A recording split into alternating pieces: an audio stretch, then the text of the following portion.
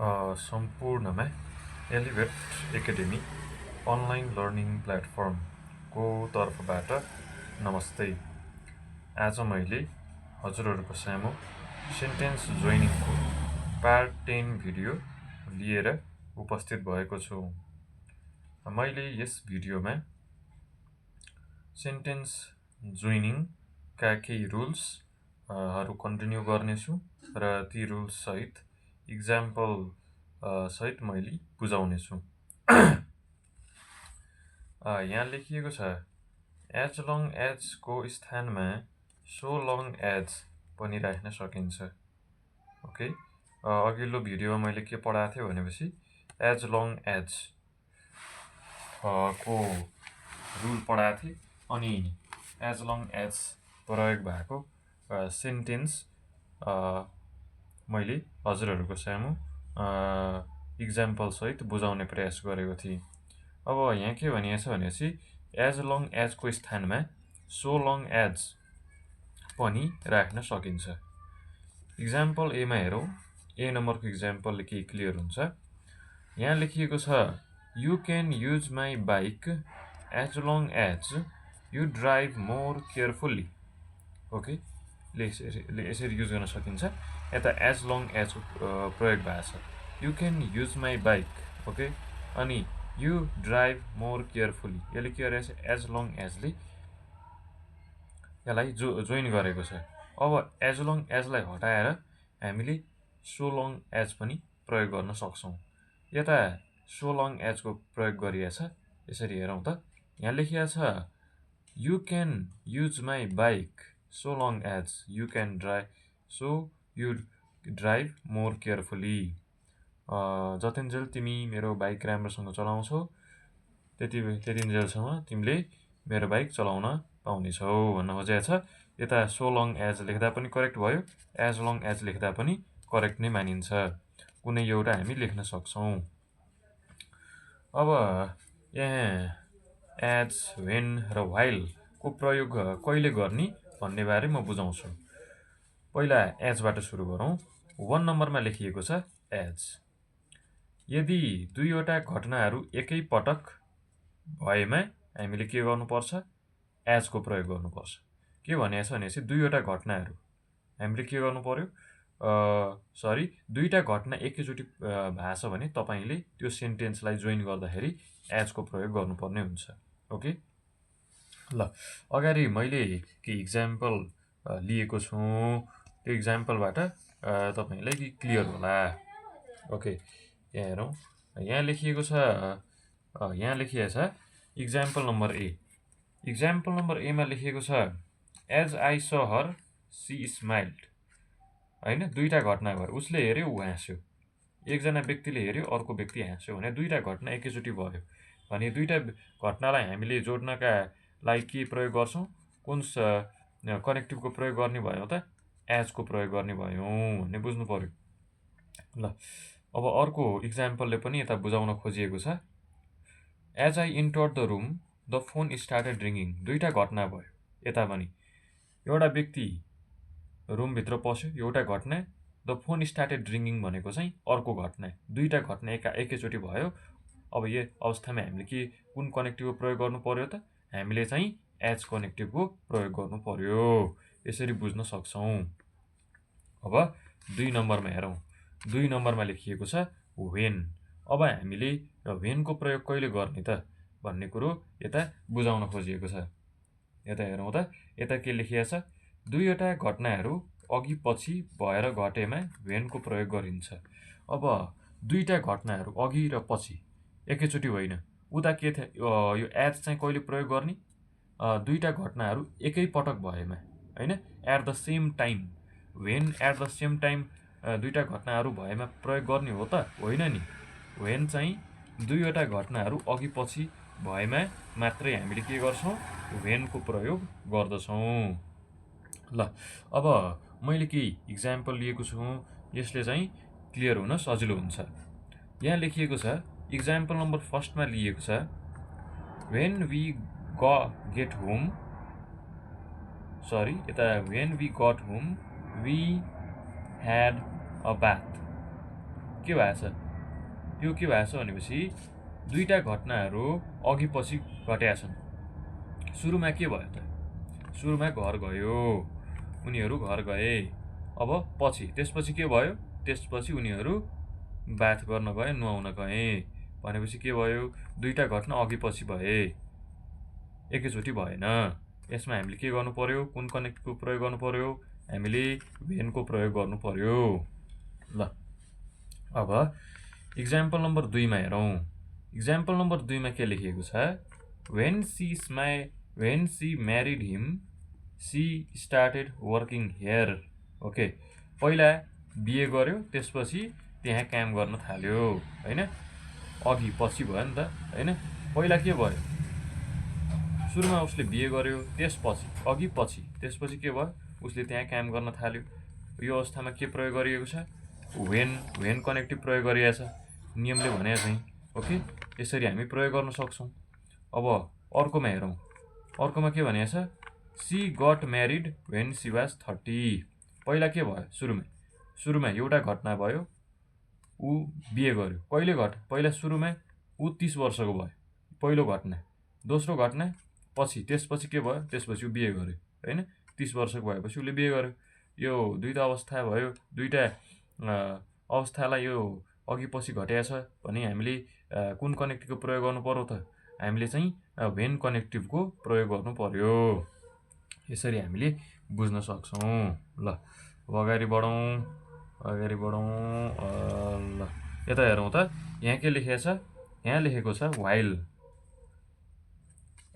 हामीले कहिले प्रयोग गर्ने त यता मैले सजिलो भाषामा लेखेको छु अघि पछि भई घटेका दुईवटा घटनाहरूमध्ये पहिलो घटनाको लागि व्हाइलको प्रयोग गरिन्छ।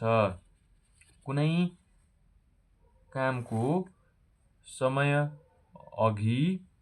समयावधि तथा कन्टिन्युअस टेन्सको अर्थमा व्हाइलको प्रयोग राम्रो मानिन्छ।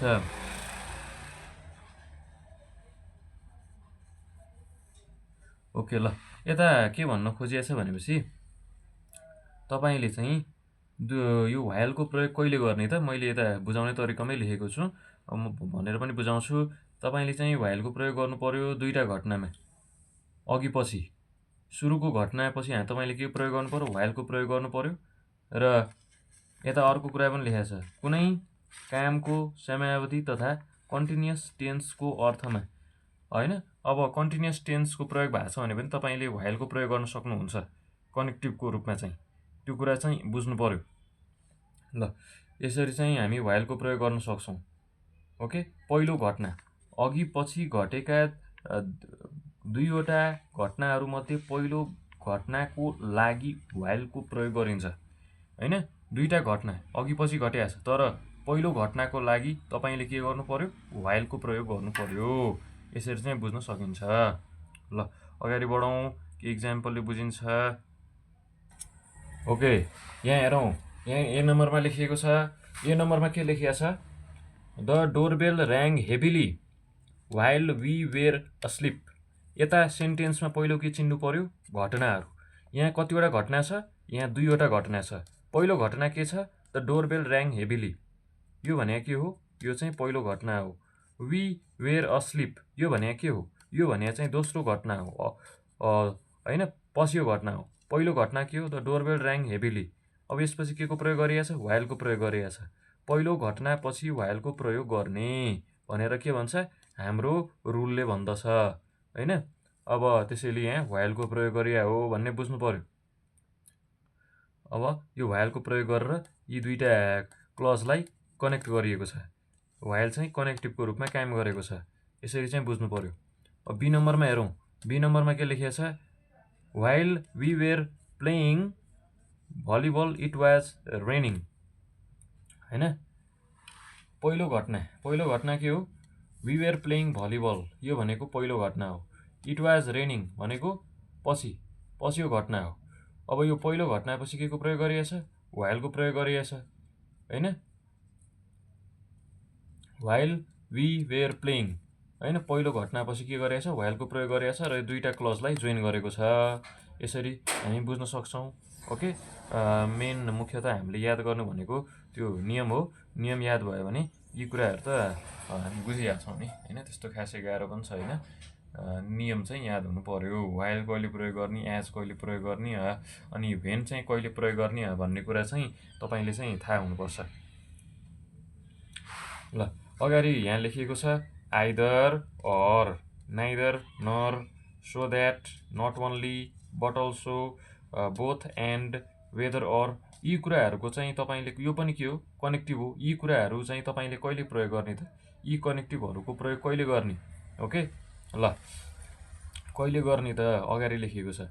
1 नम्बरमा आइदर अर, आइदर अरको प्रयोग कहिले गर्ने, दुईमा एक भन्ने अर्थमा। ओके, दुईमा एक भन्ने अर्थमा।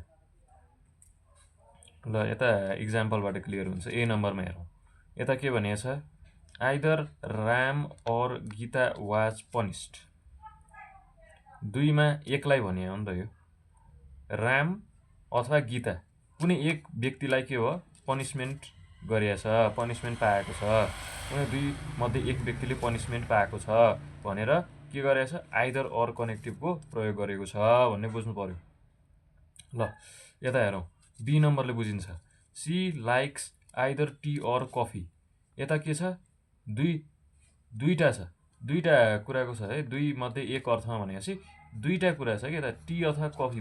मैले भनेको कुरा चाहिँ बुझ्नु पर्यो कि टी अर कफी होइन, दुईटा मध्ये एउटा, चिया कि कफी, दुई मध्ये एउटा व्यक्ति छ, सी, उसले टी मन पराउँछ कि कफी मन पराउँछ, एउटालाई जनाउन खोजेको आइदर अरले चाहिँ, टी अर कफी, यसरी बुझ्नु पर्यो।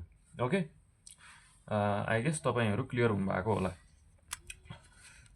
सक्दो सजिलो भाषामा लेखेको छु मैले। ल अब 2 नम्बरमा हेरौँ। 2 नम्बरमा के भनेको छ, नाइदर नर, नाइदर नर भनेको छ। नाइदर नरको प्रयोग चाहिँ कहिले गर्ने त, दुईमा एक पनि होइन भन्ने अर्थमा। अब कुनै दुईटा कुरो छ, दुईटा कुरो मध्ये कुनै पनि होइन भन्ने अर्थमा हामीले के गर्छौँ, नाइदर नरको प्रयोग गर्छौँ। इक्जाम्पल मैले लिएको छु, इक्जाम्पलबाट अलिक क्लियर भइन्छ। यहाँ ए नम्बरको इक्जाम्पलमा हेरौँ।